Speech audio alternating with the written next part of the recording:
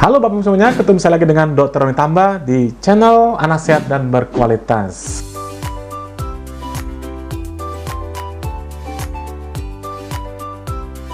Kali ini kita akan membahas satu topik tentang ASI dan menyusui, yaitu apa sih dampak overstimulasi pengosongan payudara pada ibu menyusui. Nah, ini kita harus pahami dengan baik. Mohon disimak baik-baik supaya tidak salah tangkap. Sebelum kita memulainya, saya ingin tetap mengucapkan terima kasih kepada Bapak Ibu yang sudah rajin menyimak materi-materi kami di channel Anak Sehat dan Berkualitas. Dan mungkin Bapak Ibu yang baru pertama kali menyimak materi kami, jangan lupa klik tombol subscribe-nya, like, dan boleh di-share kepada teman-temannya, khususnya bagi ibu-ibu yang menyusui atau siapa saja rekannya yang sedang menggeluti dunia ASI dan menyusui.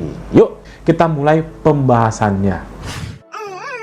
Bapak Ibu semua, ternyata dalam keadaan tertentu, beberapa ibu-ibu setelah mereka menyusui bayinya itu melanjutkan dengan pemerahan payudara. Nah, mereka berasumsi atau bertujuan bagaimana cara untuk mendapatkan ASI perah yang banyak. Misalnya untuk di stok dalam kulkas supaya buat jaga-jaga pada bayinya kalau ditinggal. Atau pada beberapa ibu yang misalnya mereka baru melahirkan dapat cuti, nah persiapan untuk mulai bekerja, mereka melakukan hal tersebut untuk menyetok ASINya ketika mereka kembali beraktivitas atau bekerja.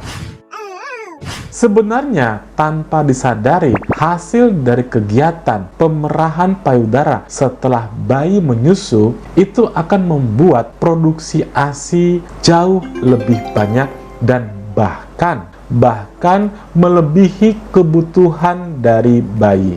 Nah, kita perlu pahami bahwa produksi ASI ini tergantung dari pengosongan payudara. Nah, pengosongan payudara ini bisa dengan dua cara. Yang pertama adalah hisapan si bayi, dan yang kedua dengan pemerahan payudara, pemerahan ASI. Tentu di antara dua cara ini yang paling bagus adalah melalui hisapan bayi.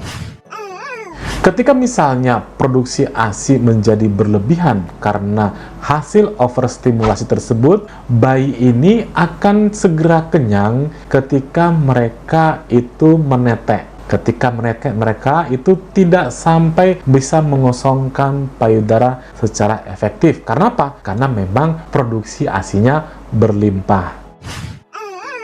Kita flashback kembali, apa sih komposisi ASI itu?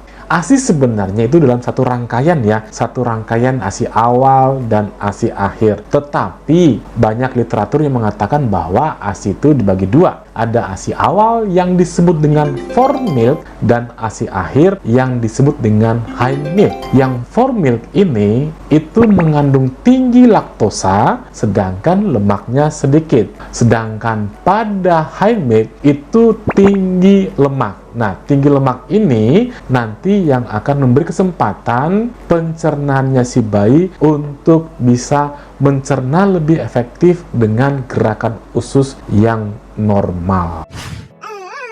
Kita kembali lagi, ketika pada keadaan over milk supply karena overstimulasi tadi, maka akan terjadi ketidakseimbangan antara form milk dan high milk-nya. Nah, inilah yang dinamakan dengan imbalance form milk dan high milk-nya. Ketika bayi hanya mendapat lebih dominan form milk dibandingkan dengan high milk-nya, apa yang terjadi? Yang pertama adalah bayi tidak mendapatkan lemak yang lebih optimal. Kita tahu bahwa lemak ini sangat berkontribusi banyak untuk meningkatkan berat badan bayi. Hasil akhirnya apa? Hasil akhirnya mungkin berat badannya tidak naik optimal. Yang kedua adalah pada form milk tadi, itu kan tinggi laktosa. Ketika bayi itu mendapatkan ASI awal atau form milk-nya yang lebih dominan, itu menyebabkan kadar laktosa lebih dominan pada saluran pencernaannya bayi. Nah, hasil akhirnya apa? Laktosa tersebut akan difermentasi menghasilkan gas dan asam. Nah, gas inilah yang kadang-kadang menyebabkan yang namanya perut bayi itu berbunyi berucuk gitu ya, kerucuk itu, dan ini akan mengakibatkan bayi tidak nyaman. Bayi akan sering ya, pupnya sering mengeluarkan feses ya, dan biasanya fesesnya itu berbunyi perut gitu ya. Dan kadang-kadang pada anus bayi itu akan terdapat kemerahan atau iritasi yang karena tadi asamnya. Pada feses bayi ASI yang mengandung banyak atau tinggi laktosa ini, biasanya fesesnya berwarna kehijauan. Salah satu yang perlu kita perhatikan bahwa pada bayi yang mendapatkan formil yang lebih dominan, itu ternyata dia akan sering netek. Kenapa? Karena dia tadi formilnya mengandung sedikit lemak. Ketika lemaknya sedikit, bayi akan cepat lapar. Ini biasanya akan membuat orang tua, seorang ibu kurang percaya diri bahwa ASI mereka kurang berkualitas, kurang memberikan yang terbaik pada bayinya. Karena pemikirannya, kok bayi saya ini kok lebih sering netek dibandingkan yang biasanya. Kita kembali lagi. Bayi yang lebih dominan mendapatkan formil atau ASI awal itu kadang-kadang menyebabkan berat badan bayinya itu naiknya tidak optimal. Kenapa demikian? Kita lihat pada tabel ini ya, rata energi yang terdapat dalam ASI itu kurang lebih 694 kilokalori per liternya, sedangkan pada ASI awal atau formil itu hanya 575 per liter.